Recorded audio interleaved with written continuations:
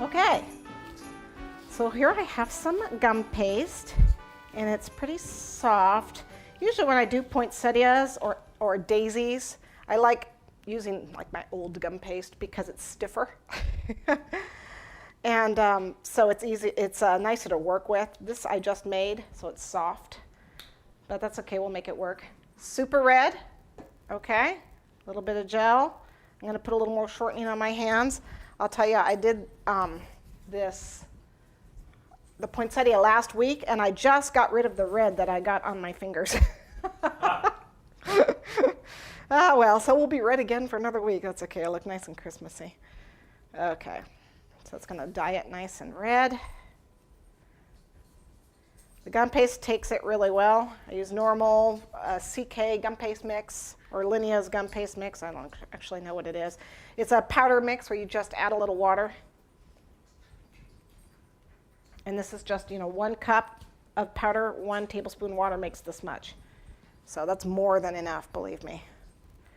Okay, so that's kneaded in. I'm just going to cover this real quick while I cut my wire.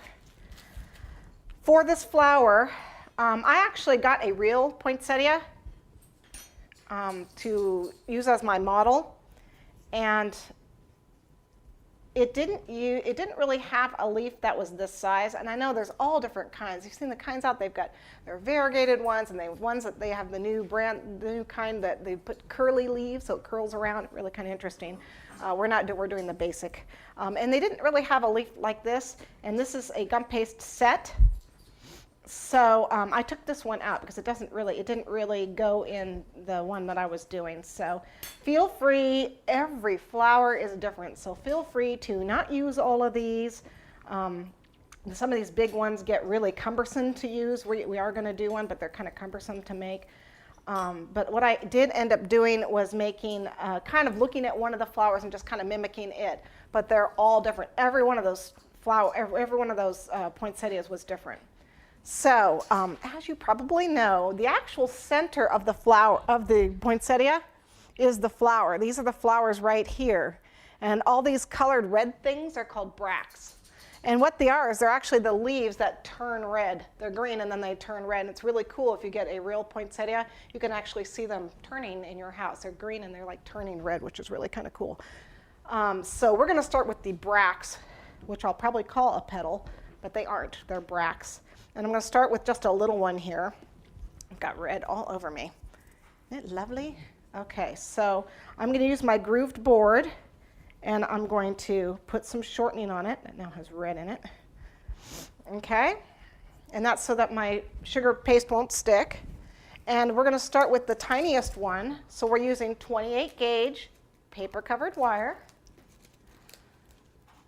So I'm going to actually do 2 different size flowers. So I'm going to grab a little bit more paste here.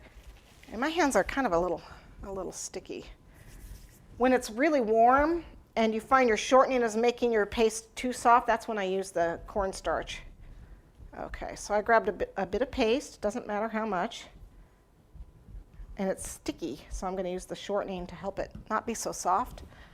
And then use any kind of a rolling pin, and you want to roll on the grooves. If you don't have grooves, you can do it the same way they do with the platinum paste, or I'm going to show you with the large leaves. You can do all the leaves. But for those of you that have boards with grooves, okay, nice and thin, rolled it out, nice and thin, peel it up, and you can see the grooves.